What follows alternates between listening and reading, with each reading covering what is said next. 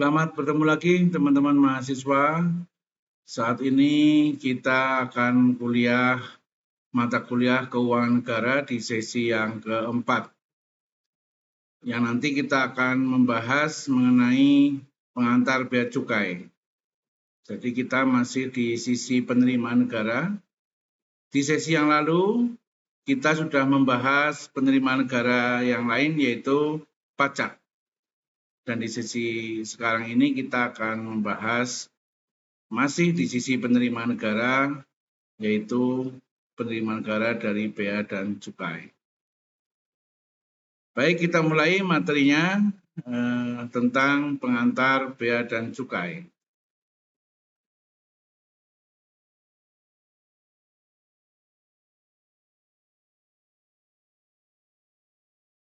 Apa itu bea cukai? Bea cukai merupakan istilah yang cukup familiar untuk sebuah lembaga yang berurusan dengan ekspor impor. Bahkan bagi masyarakat umum, istilah bea cukai ini sangatlah sering muncul dalam pemberitaan media massa. Meski begitu, bea cukai bisa diartikan sebagai pungutan-pungutan yang dilakukan oleh pihak pemerintah kepada barang yang diekspor maupun diimpor, serta barang yang memiliki karakteristik yang khusus. Ya. Jadi di sini ketahuan sekali perbedaannya antara pajak dan bea cukai. Kalau pajak adalah kepada individu masyarakat yang sudah merupakan wajib pajak. Sedangkan bea cukai ini adalah dikenakan kepada barang. Khususnya adalah barang-barang yang berasal dari impor maupun barang-barang yang akan diekspor dan barang-barang yang memiliki karakteristik yang khusus. Karakteristik khusus ini misalnya yang paling sering kita temui ya tembakau gitu ya, dan minuman beralkohol dan sebagainya itu adalah barang-barang yang memiliki karakteristik yang khusus. Kemudian, bea cukai ini memiliki dua istilah yang berbeda dan memiliki pengertian yang terpisah. Bea adalah pungutan yang dikenakan oleh pemerintah kepada barang yang diekspor maupun diimpor. Lalu, cukai merupakan pungutan yang dilakukan oleh pemerintah kepada barang yang memiliki karakteristik tertentu yang ditetapkan oleh peraturan perundang-undangan. Ya, jadi kalau dalam kasus barang yang ekspor impor itu namanya bea. Sedangkan cukai adalah ditetapkan kepada barang-barang yang memiliki karakteristik khusus. Sementara itu, lembaga yang mengatur bea cukai disebut dengan kepabeanan. Kepabeanan ini memiliki fungsi untuk mengawasi lalu lintas barang yang masuk ataupun keluar dari daerah pabean serta melakukan pungutan bea.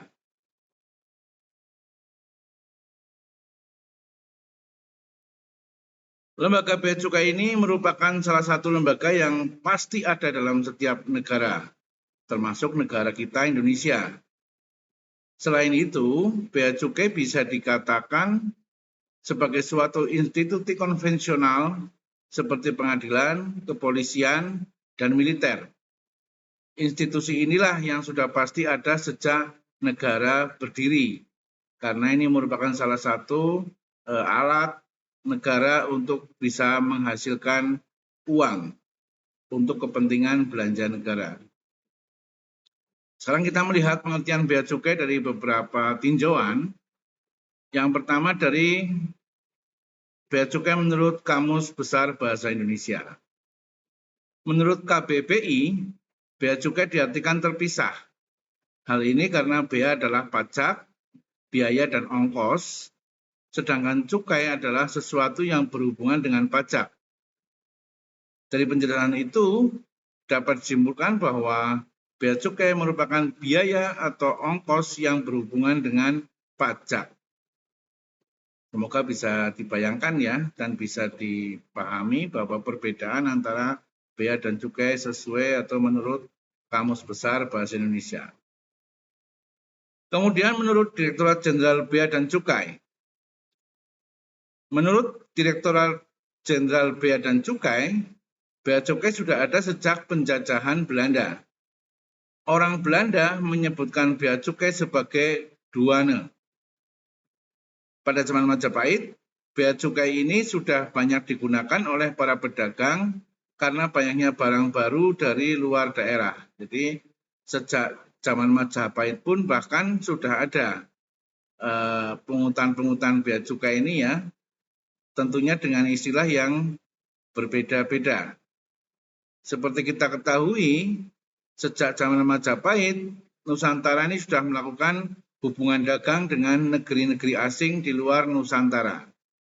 Dan ternyata bea cukai ini sudah ada sejak zaman itu ya, sudah sejak zaman dahulu kala. Selain itu, bea cukai ini tergabung pada bidang kepabeanan. Kepabeanan ini merupakan induk dari bea dan cukai. Pada zaman yang modern ini, bea cukai lebih populer disebut dengan sebutan custom.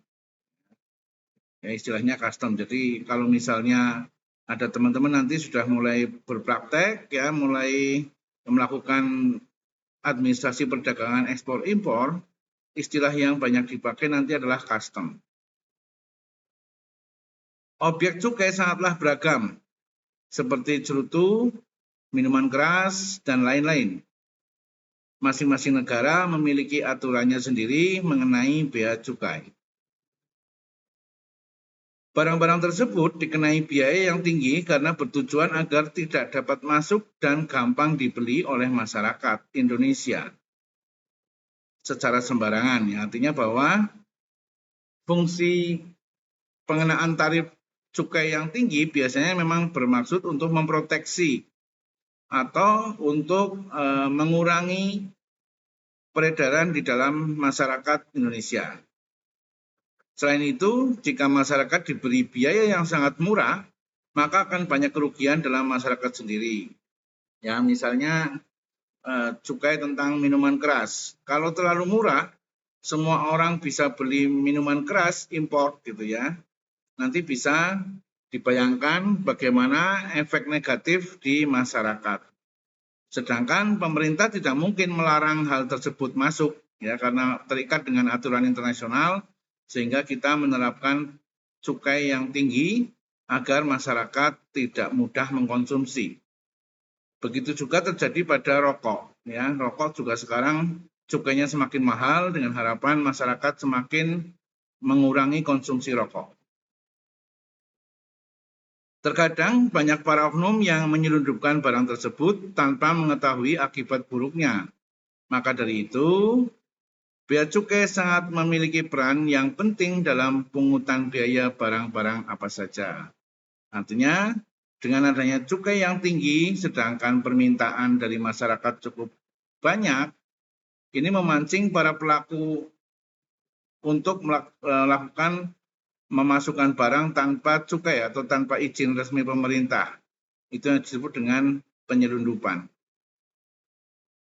Kemudian bea cukai menurut Undang-Undang Nomor 17 Tahun 2006 tentang kepabeanan. Bea merupakan pungutan suatu negara yang dikenakan setiap barang ekspor maupun impor. Sedangkan cukai adalah pungutan negara yang dikenakan terhadap barang yang memiliki sifat atau kriteria yang sudah ditetapkan oleh perundang-undangan. Nah, ini tadi pengertian tadi di awal kita bahas, ini menilik ataupun lebih kepada mendasari Undang-Undang nomor 17 tahun 2006. Sifat tersebut dimasukkan untuk beberapa hal, seperti konsumsi yang perlu pengendalian, peredaran yang diawasi keberadaannya, efek negatif penggunaan barang dari masyarakat, pengguna barang mewah juga terkena biaya cukai yang tinggi. Maka dari itu seharusnya dipikirkan terlebih dahulu barang yang ingin dibawa. Hal tersebut terjadi karena kurang adanya sosialisasi dari pihak bea cukai terhadap kriteria barang apa saja yang terkena pajak yang murah atau tinggi. Jadi mungkin teman-teman sering ya mendengar berita-berita ada seseorang dari luar negeri gitu ya. Yang terbaru ada artis yang dari luar negeri karena menang suatu perlombaan, dia pulang membawa piala dan piala itu dikenakan bea yang cukup tinggi. Nah, ini menjadi masalah. Kenapa?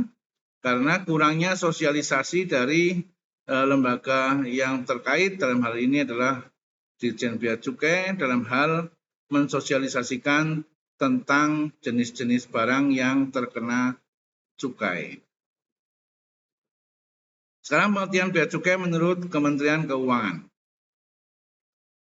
Sama seperti hal yang di atas, definisi bea cukai adalah suatu pungutan negara dengan cara dibayar sesuai kebutuhan transaksi yang nantinya akan kembali lagi menjadi milik kita. Pajak juga dapat digunakan untuk melakukan pembangunan infrastruktur umum. Lalu bea cukai disebut juga sebagai pungutan yang diberikan kepada barang-barang yang ditujukan untuk melindungi barang-barang yang sejenis di pasaran dalam negeri. Bisa juga pengenaan tarif cukai yang tinggi terhadap suatu barang atau biaya yang tinggi terhadap barang yang impor adalah bermaksud untuk memproteksi maupun melindungi barang-barang sejenis yang merupakan produksi dalam negeri sendiri. Ya. Ini bisa jadi sebagai fungsi proteksi terhadap barang produk dalam negeri.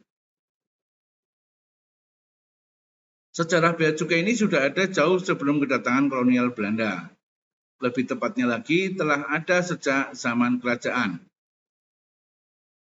Tetapi belum ada bukti kuat mengenai keberadaannya. Artinya sejak zaman Majapahit dimungkinkan sudah ada namanya cukai dan bea cukai, tetapi tidak ada dokumen valid atau dokumen yang bisa dipertanggungjawabkan atas catatan-catatan pemungutan bea dan cukai di zaman kerajaan.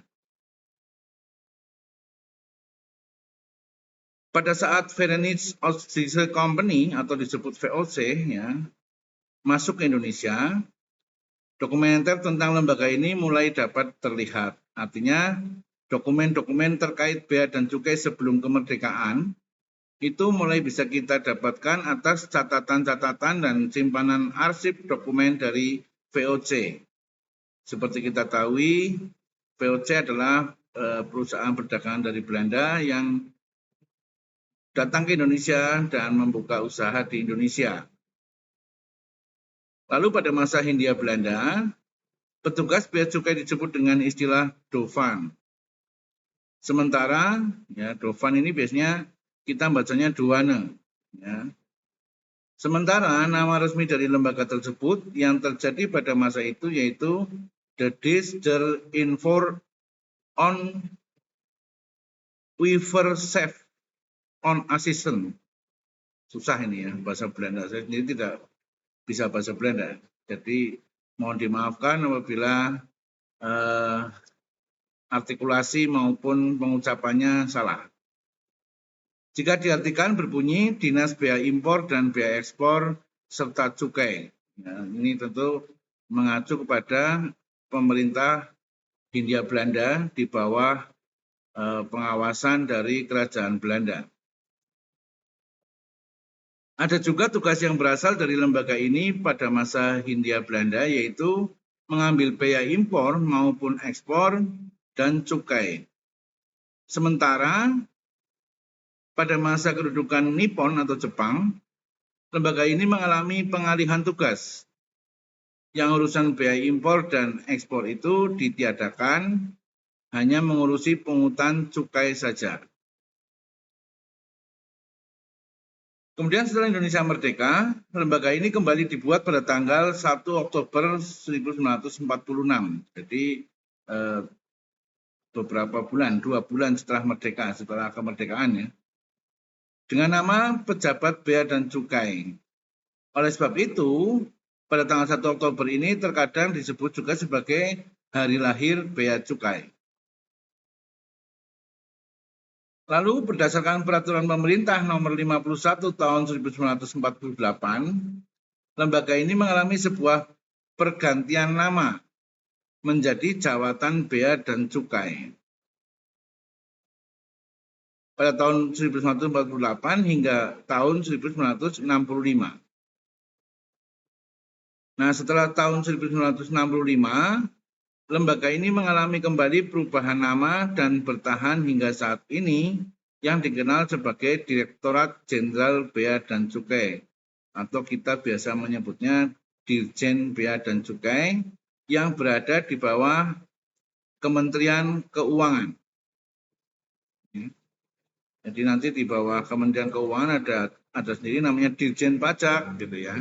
Ada sendiri namanya Dirjen Bea dan Cukai. Dan kita melangkah berikutnya kepada kebijakan bea cukai.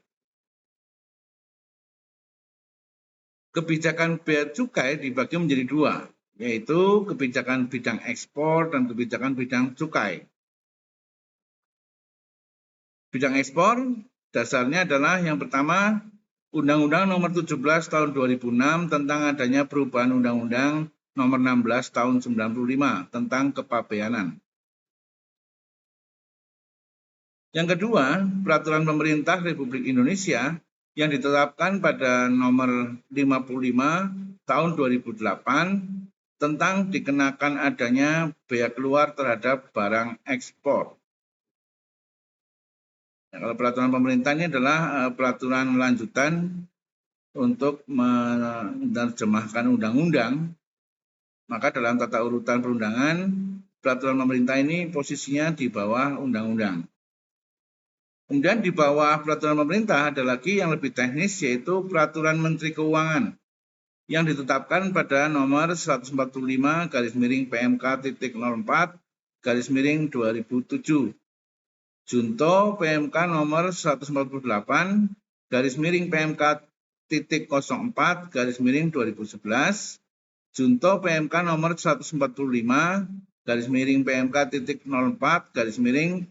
2014 tentang ketentuan kepabeanan di bidang ekspor. Jadi undang-undang adalah peraturan induknya, kemudian peraturan penguatnya adalah peraturan pemerintah, dan peraturan teknisnya ataupun aturan teknisnya ada di dalam peraturan menteri.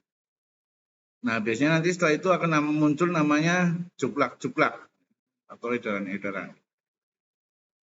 Yang keempat, Peraturan Menteri Keuangan yang ditetapkan pada nomor 214 PMK.04 2008, Junto PMK nomor 146 PMK.04 tahun 2014, Junto PMK nomor 86 PMK.04 tahun 2016 tentang adanya pemungutan bea keluar.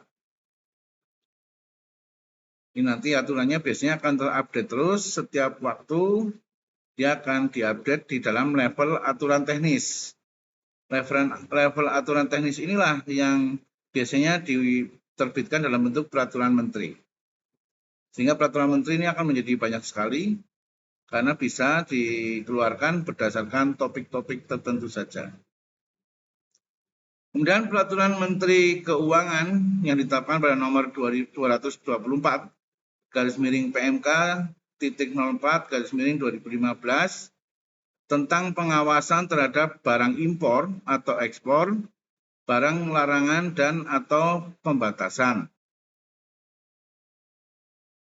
Selanjutnya adalah Peraturan Menteri Keuangan yang ditetapkan pada nomor 13 PMK.010/2017 tentang penetapan terhadap barang ekspor yang dikenakan bea keluar dan tarif bea keluar. Jadi nanti kita akan bahas lebih lanjut apa itu bea keluar, dan bea keluar adalah sifat induknya, sedangkan besarannya disebut dengan tarif ya. Nah, tarif ini biasanya akan sering berubah sesuai dengan perkembangan dan situasi. Nomor 7, Peraturan Direktur Jenderal Bea dan Cukai. Ini adalah peraturan yang berada di bawah dari peraturan menteri. Ini biasanya akan lebih teknis lagi ya, peraturan dirjen. Yang ditetapkan pada nomor per 32/BC/2014 Junto per nomor 29/BC/2016 tentang tata laksana kepabeanan di bidang ekspor. Itu kita bisa lihat bahwa peraturan Dirjen yang posisi hukumnya di bawah peraturan menteri, dia dikeluarkan dalam rangka untuk menjelaskan petunjuk operasional, ya, atau biasa disebut dengan SOP, ya, SOP, standar operasional dan prosedur.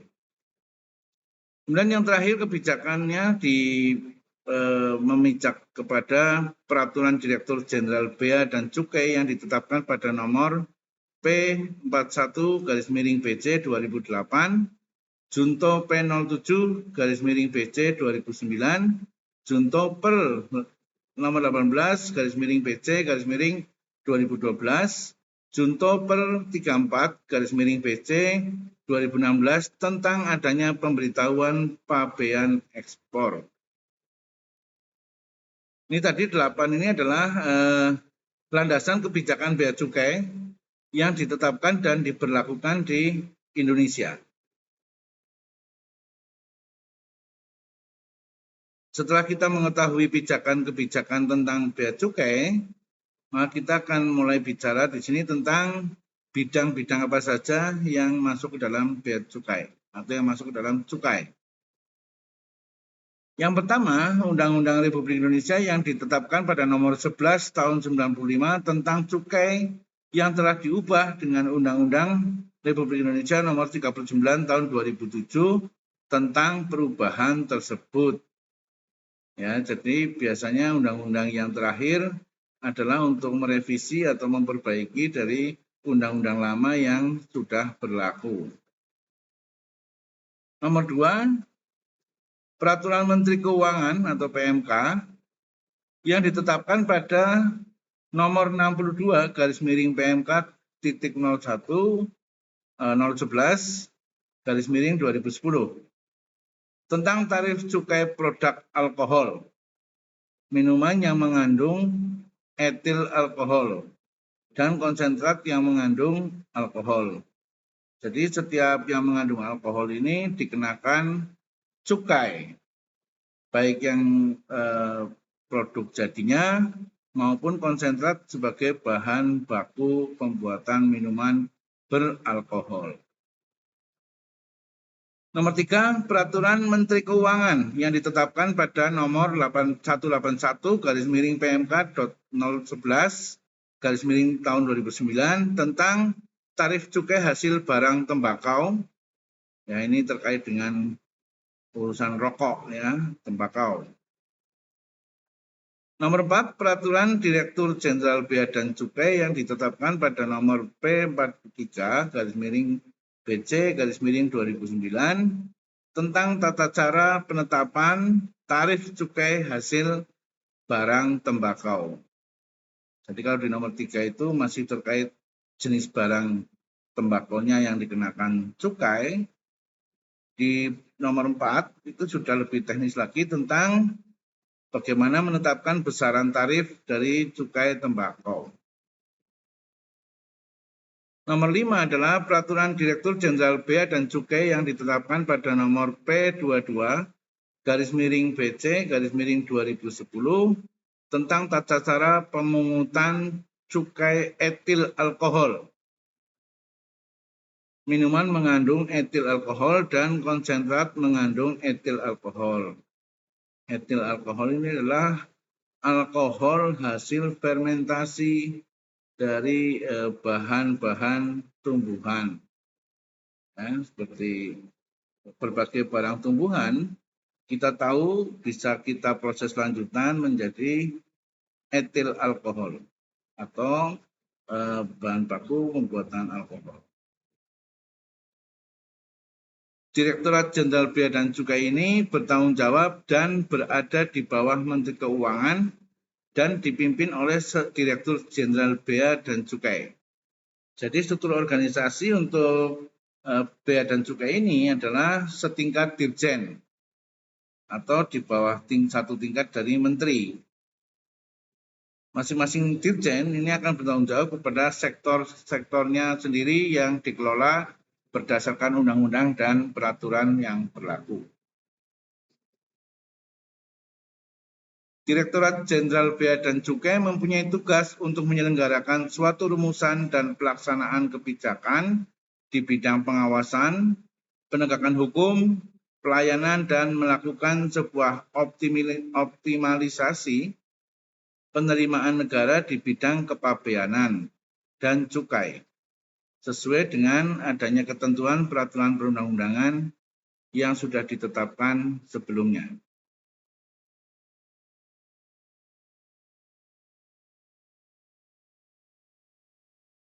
Selanjutnya, fungsi daripada Direktorat Jenderal Bea dan Cukai. Artinya kita lebih masuk ke lebih teknis lagi, yaitu di level Direktorat Jenderal. Direktorat Jenderal ini satu tingkat di bawah menteri, ya. Dan biasanya membawai sebuah bidang yang khusus, yang spesifik sesuai dengan apa yang dibagikan di dalam pembagian fungsi-fungsi pekerjaan di kementerian. Lembaga ini memiliki fungsi yang sangat penting bagi negara. Berikut ini adalah fungsi utama yang dikutip dari laman Ditjen Bea dan Cukai. Fungsi yang pertama, meningkatkan pertumbuhan industri dalam negeri melalui penerapan fasilitas di bidang kepabeanan dan cukai yang tetap sasaran atau tepat sasaran. Jadi memang ada beberapa hal yang harus dilakukan oleh pemerintah untuk dalam rangka menjaga ataupun melindungi produksi dalam negeri. Ya, dengan adanya kita proteksi barang yang dari luar mau masuk, kita seleksi betul sehingga nanti diharapkan industri-industri sejenis di dalam negeri akan tumbuh berkembang lebih baik karena tidak mendapatkan saingan secara langsung dari produk-produk impor.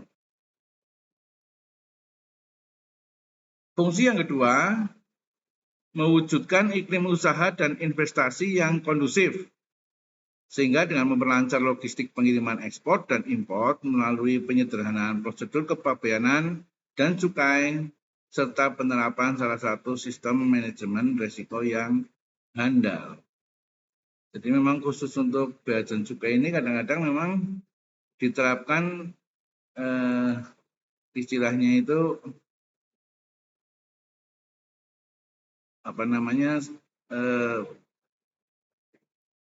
gamang di sisi pemerintah, antara tidak boleh beredar tapi juga harus menerima produk ini harus beredar, sehingga dengan cara diproteksi melalui tarif-tarif cukai ini diharapkan bisa melindungi produk dalam negeri. Yang ketiga, melindungi masyarakat, industri dalam negeri, dan kepentingan nasional yang melalui pengawasan serta melakukan pencegahan masuknya barang impor dan keluarnya barang ekspor yang bisa berdampak negatif dan berbahaya yang dibatasi oleh regulasi dan lembaga ini. Contoh terakhir yang up to date adalah pada saat adanya pembatasan ekspor bahan baku. Ya, pembatasan itu tidak berarti melarang, tetapi membatasi agar barang-barang baku yang sudah kita produksi di Indonesia dapat memenuhi permintaan dalam negeri, sehingga mengurangi pemborosan devisa dalam rangka impor produk. Fungsi yang keempat, melakukan pengawasan kegiatan impor, ekspor, dan kegiatan di bidang kepabeanan dan cukai. Lainnya sangatlah efektif dan efisien melalui penerapan sistem manajemen risiko yang handal, intelijen, dan penyelidikan yang kuat, serta adanya penindasan yang tegas atau penindakan yang tegas dan audit kepabeanan dan cukai yang tepat. Artinya pemerintah dalam hal memproteksi melalui lembaga bea dan cukai ini juga harus menganut asas keadilan. Selain agar hubungan dengan negara lain juga terjalin tetap baik, tetapi ketersediaan produk tersebut juga bisa dijamin selalu ada. Karena mungkin produk dalam negeri belum mencukupi kebutuhan totalnya, sehingga kita masih butuh untuk melakukan impor barang-barang tertentu. Kemudian yang kelima, membatasi, mengawasi, atau mengendalikan produksi, peredaran, dan konsumsi barang tertentu dapat mempunyai sifat dan karakteristik yang dapat membahayakan kesehatan, lingkungan, ketertiban, dan segala keamanan masyarakat melalui instrumen cukai yang dapat diperhatikan aspek keadilan dan keseimbangan. Jadi seperti saya katakan tadi, meskipun kita mungkin dalam rangka menerapkan tarif cukai atau bea itu cukup tinggi untuk dalam rangka memproteksi ataupun melindungi produk-produk sejenis yang berasal dari dalam negeri, tetapi ada kalanya bahwa produksi dalam negeri belum mencukupi kebutuhan seluruhan nasional, sehingga tetap saja kita harus membutuhkan ekspor. Namun dengan berbagai persyaratan dan ketentuan yang diterapkan, yang semuanya bertujuan dalam rangka meningkatkan kesejahteraan negara dan masyarakat. Fungsi yang keenam, mengoptimalisasi sebuah penerimaan dari negara dalam bentuk bea masuk, bea keluar, dan cukai guna untuk menunjang pembangunan nasional. Jadi selain memproteksi dan hal-hal lain yang tadi kita sudah sebutkan, ada fungsi lain yang cukup penting, yaitu mengoptimalisasi terhadap barang-barang tertentu. Ya, supaya barang yang beredar misalnya dibutuhkannya adalah 100, produksi dalam negerinya adalah 90 misalnya. Terpaksa karena kurang 10 harus impor dari luar negeri.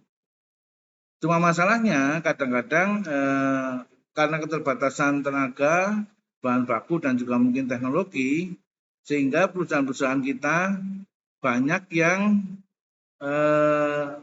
belum siap untuk bersaing secara adil dengan produk-produk yang dari luar negeri.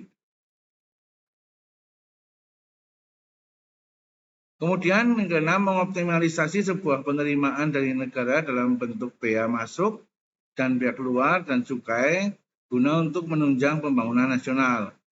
Artinya harapannya dari hasil pungutan bea dan cukai yang dijalankan oleh pemerintah melalui Kementerian Keuangan, diharapkan kita juga punya pendapatan yang rutin untuk melakukan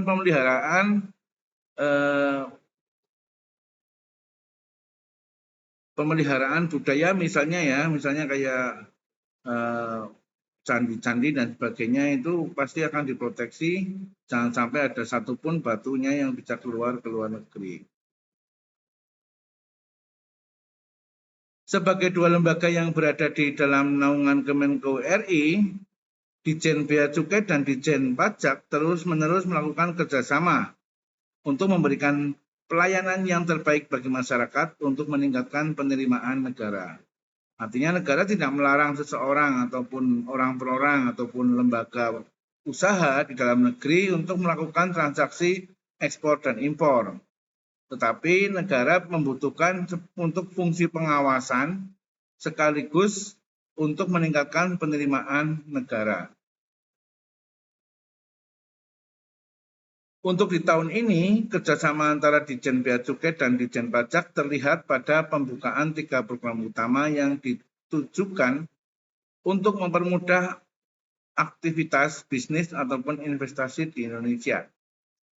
Berikut merupakan 3 program tersebut yang sudah dijalankan antara Direktorat Jenderal Pajak dan Direktorat Jenderal Bea Cukai. Yang pertama adalah joint endorsement. Ya.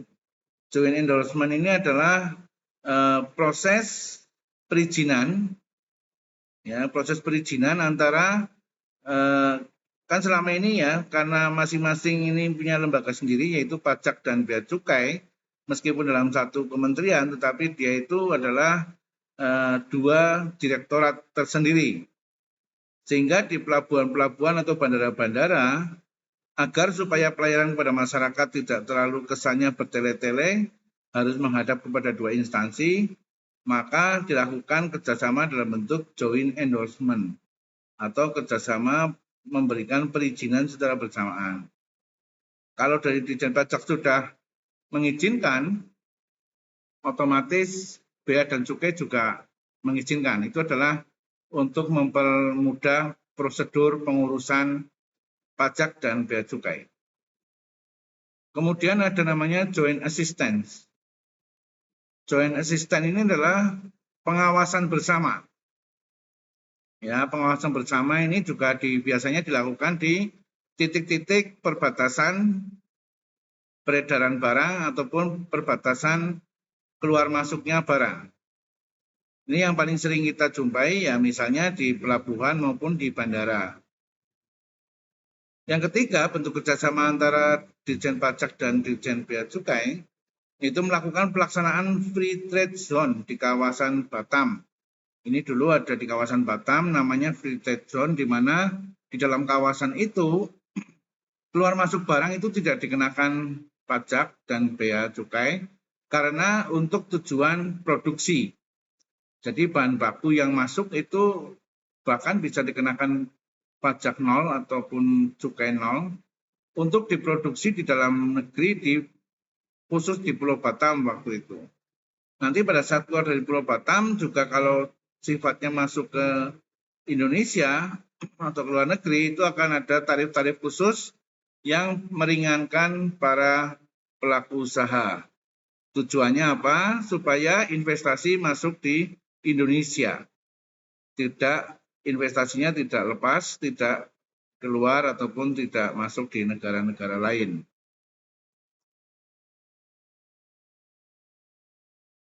Itu sinerginya antara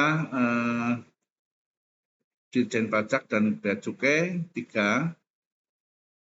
Selanjutnya masih ada penjelasan lagi, yaitu sebelumnya para pelaku usaha ini harus mengurus dokumen secara terpisah, ya seperti saya katakan tadi, dan pastinya hal tersebut membuat proses tersebut tidaklah efisien atau terlalu bertele-tele.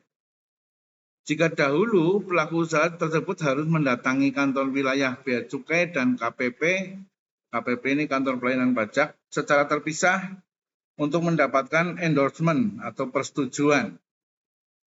Yang prosesnya saat ini sangatlah singkat dan sudah terintegrasi dengan elektronik maupun secara digital maksudnya ya. Program tersebut wajib mengawasi pajak yang melakukan suatu kegiatan ekspor maupun impor serta wajib pajak yang berada dalam kawasan tersebut. Ya, maksudnya program tersebut wajib mengawasi pajak yang wajib pajak ini kebalik. Program tersebut mengawasi wajib pajak yang melakukan suatu kegiatan ekspor maupun impor serta wajib pajak yang berada dalam kawasan tersebut. Kawasan tersebut maksudnya adalah kawasan berikat tadi, kawasan bea cukai yang diproteksi.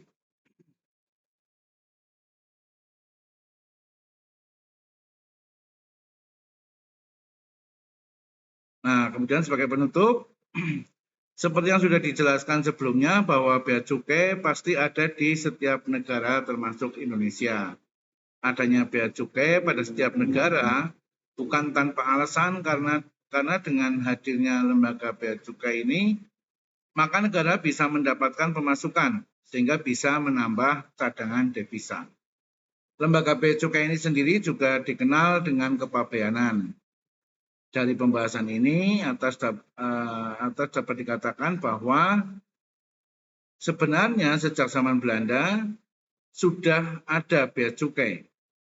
Sempat berganti-ganti nama dan nama terakhir yang digunakan di negara Republik Indonesia adalah lembaga bea cukai disebut dengan Direktorat Jenderal Bea dan Cukai. Ya.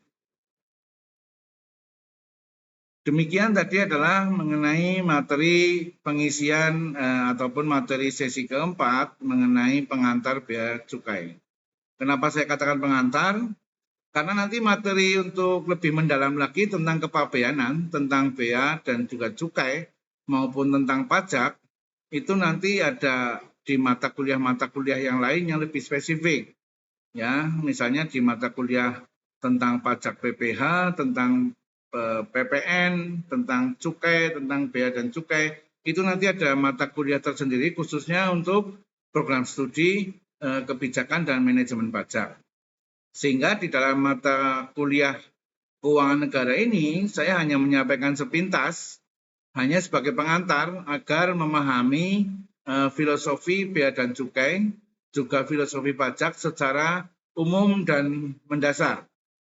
Nanti akan diperdalam lagi atau akan lebih detailkan lagi pembahasannya pada mata kuliah yang sudah khusus mengarah kepada detail praktek-praktek perpajakan dan bea dan cukai. Saya kira itu dari saya untuk sesi keempat ini tentang pengantar bea dan cukai. Semoga bisa dipahami sehingga mahasiswa bisa membedakan apa yang disebut pajak, apa yang disebut bea, dan apa yang disebut dengan cukai. Saya kira demikian. Jangan lupa memberikan komentar di kolom komentar sebagai bukti kehadiran. Kemudian like, yang belum subscribe, tolong di-subscribe channel ini dan share kepada siapa saja. Semoga apa yang kita bahas hari ini bisa memberikan manfaat kepada banyak orang.